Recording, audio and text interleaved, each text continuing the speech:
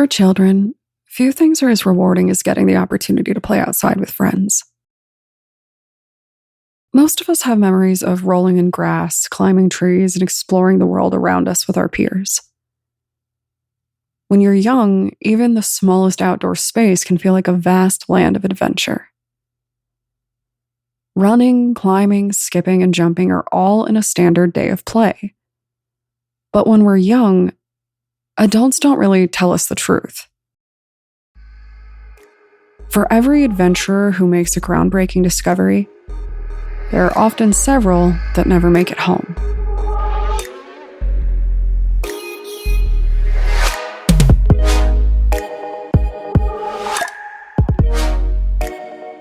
My name is Brianne, and I'm the host and creator of Among the Dirt and Trees, a show where we explore true crime cases that occur out in nature.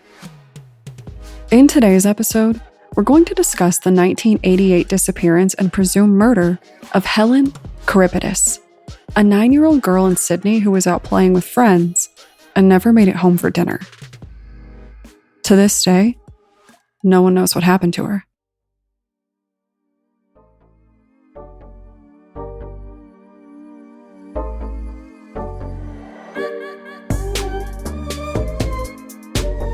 It was December 22nd, 1988, on the day that Helen disappeared.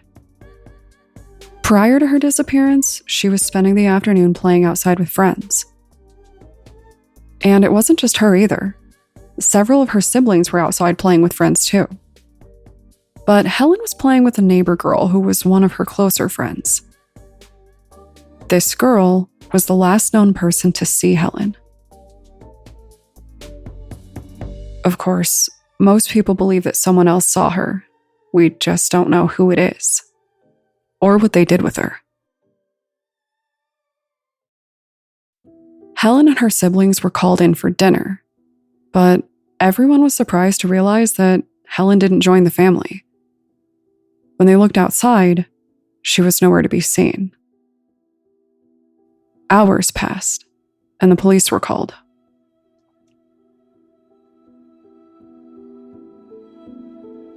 Disappearances are often met with a long list of theories.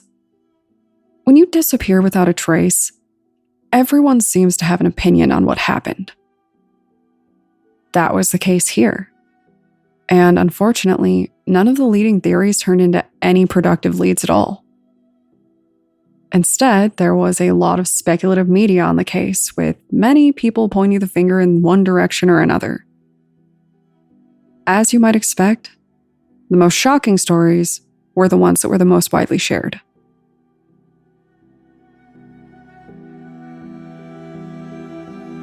One popular theory among locals was the kind of story that parents often told to keep their kids home at night, to keep them close to home.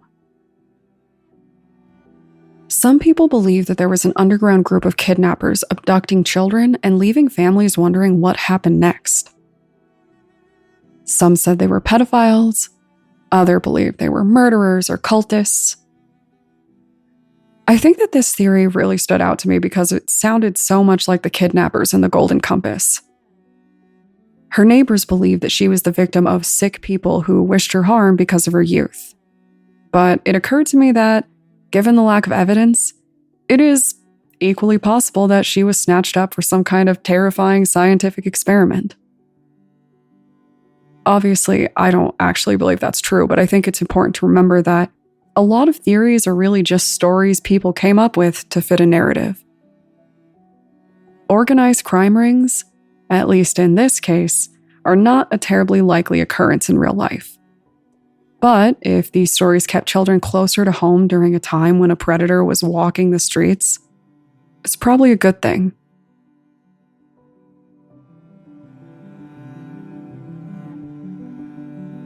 While there are terrible groups of people, the fact is that many horrible true crime cases are not perpetuated by groups or partners, but rather a lone individual. It is commonly believed that Helen was kidnapped, likely by someone who wished her harm in some way. Although it is possible and even likely that someone saw an opportunity and snatched up a vulnerable young girl, there really was no evidence regarding what happened.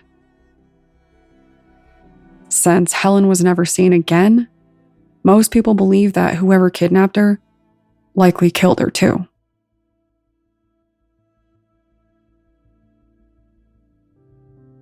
As tempting as twisted true crime stories may be, there's always the chance that what happened to Helen was an accident. It is possible that she wandered off and ended up dying under unfortunate circumstances. But no one seems to think that this is very likely. The fact that she was never found makes it seem like an accident wasn't the cause, especially with how much time has passed. Still, it is possible that her adventure took her a little too far from home and something bad happened. She simply never made it back.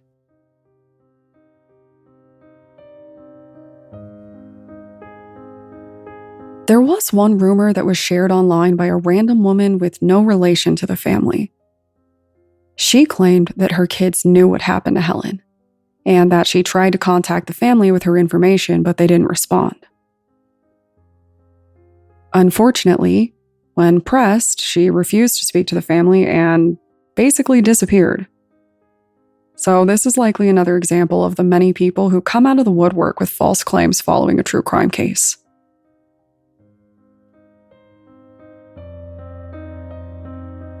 The most commonly shared media theory is that Helen's disappearance was related to her father, Theo.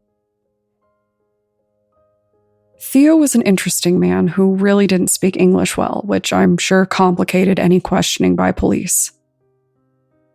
His local reputation, unfortunately, didn't help.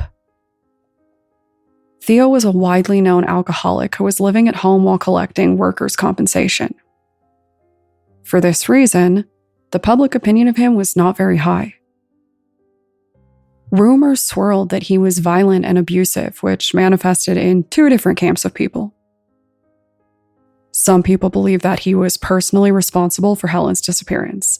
They think that his violence led to an unfortunate end, and that she was ultimately hidden. In the other camp, people believe that Helen ran off to escape the violence and abuse at home.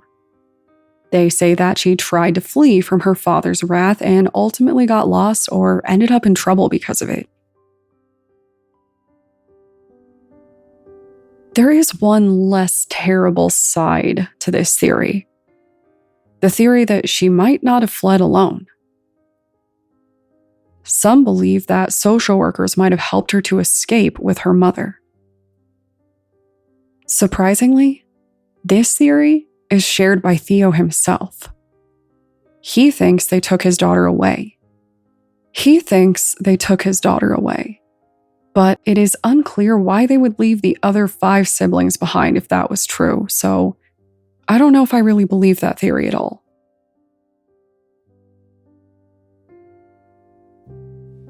By now, Helen would have been in her 40s. And for all we know, she is. Possibly under a different name. Unfortunately, we just can't guarantee it, and her family still doesn't have any answers. Her disappearance remains a mystery to this day. So, if you would like to discuss your childhood best friend, your favorite place to play as a kid, or the weirdest reason you were ever late for dinner, feel free to contact me on Twitter or Instagram using the tag @DatPod. Thanks, guys.